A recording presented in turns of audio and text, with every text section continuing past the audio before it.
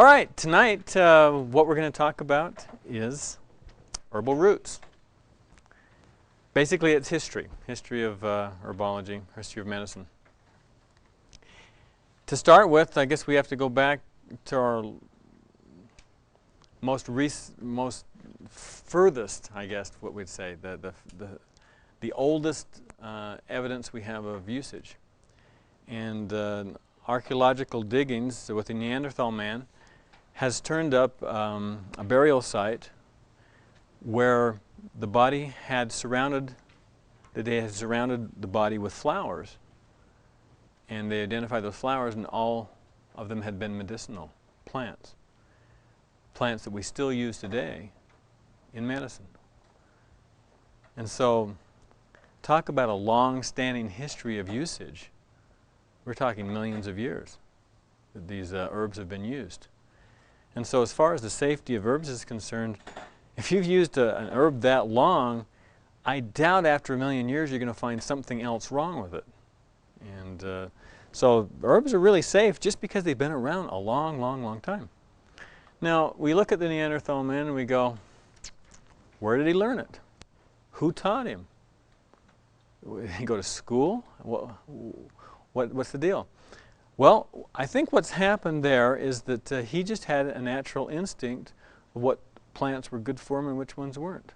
Because there's so many plants out there. If you've ever gone out there and just tried to decide what was good and what wasn't, it'd be very difficult.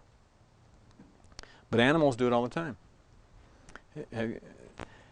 Wild animals know which plants to use and which plants to stay away from, and which plants are medicinal and which ones are poisonous.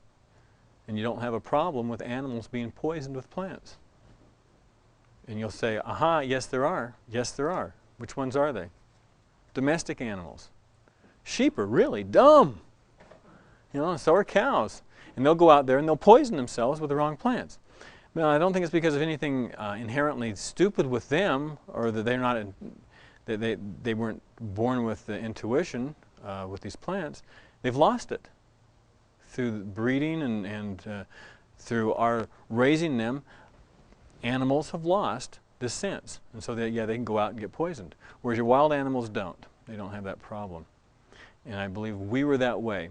And I sat in on a lecture with an herbalist who that's exactly what they were trying to do, was regain that feel with nature. Not rely on books or anything else, just being out with the plants, with the feel, with everything else, getting that intuition back. We all had it. And when we started to multiply and congregate and get into cities, then we got away from those roots and got away from that feel of what the plants were for. And so we lost touch. And it didn't take very long.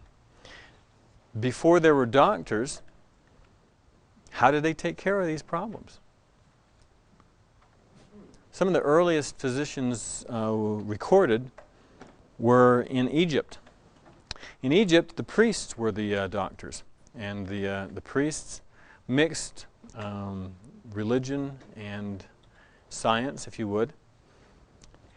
And they came up with, through their practice, a codification. And so they actually had a codification of medicine. And when a physician would go in to see someone, they'd be laying on the bed. And if they're laying on the right side, then they'd look in their book here and they'd see, well, laying on the right side, this is the problem. Or if they were laying on their left side, or if they're laying like this, you know, they'd look in there laying like this, well, this is what we do. And as long as those physicians did for the patient what it said in that book, then there was no problem. The patient could die and the physician wouldn't be held accountable. But if they varied from what was in the book, the codified medicine, if they varied from that and the patient died, they killed the physician. So how much progress do you think there was after the codification of medicine in Egypt?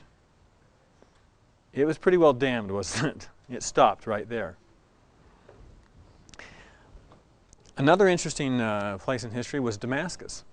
In Damascus, before they had physicians, it was the law that those with an affliction would be put on the main thoroughfare coming into town. And it was also the law that those passing by, if you had had that condition yourself before, you had to stop and tell them how you got over it. They believed, well, if it worked for someone, it ought to work for somebody else. And so empirical knowledge was used solely in Damascus, and that was their form of medicine prior to licensed physicians. Where we really see medicine taking hold was in Greece. And their civilization allowed for that. With the way they set up their civilization and the agriculture and such, they were able to support luxury, and with luxury came other professions besides those trying to help you survive day-to-day living. And again, in Greece, it was the priests that did the healing. Now, they did some things good and they did some things that weren't so great. One of the best things that the Greeks did was, before they ever saw a patient, the patient had to be purified, cleaned. And so they would clean them with salt water, and then they'd rub them down with oil. They didn't just anoint them, they massaged oil into these people that had afflictions before they ever did anything. Then they'd make their sacrifice, and then the animal they sacrificed, they would take the fur, the coat, and have the people sleep on that within the temple walls. And then that night, they were supposed to have dreams while they were on the fur of the animal that they had sacrificed. And then those dreams were to tell them how to cure. Well, sometimes they worked and sometimes they didn't. Sometimes people had really strange dreams, and then the interpretation of those dreams by the priests led to some pretty bizarre treatments and some untimely deaths. But the good thing that the Greeks did was that they recorded everything on the walls of the temple. And so by the time we got to Hippocrates, they had all this empirical knowledge written down on the temple walls. And Hippocrates was a keen observer. And he was able to organize and such, and he was able to look at all the goings-on in the temples and the cures that happened, and be able to find patterns. And so that was the first thing he was able to use, was those patterns of usage of substances that worked time after time after time. Now, the thing that set Hippocrates apart from others was his philosophy. And it was different than what had happened in the past. One of the first things that Hippocrates did was separate medicine from religion. He also, luckily, separated medicine from philosophy. So he got it away from the philosophical thinkers, he got it away from the priests, and just relied on medicine itself. And his ideas stand today. I mean, he is the father of medicine because his principles were absolutely correct.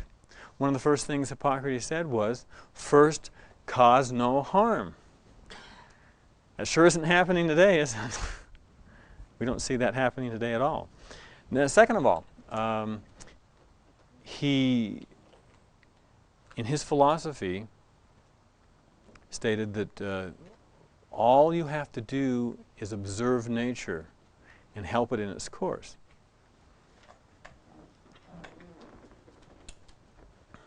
Like I mentioned, he was a keen observer of nature, and he was able to observe that the body has an inherent ability to move towards wellness. No matter what the circumstance, the body is going to move towards wellness. And so all we as natural practitioners have to do is observe what the body is doing and help it out in its course. And so that is what set him apart.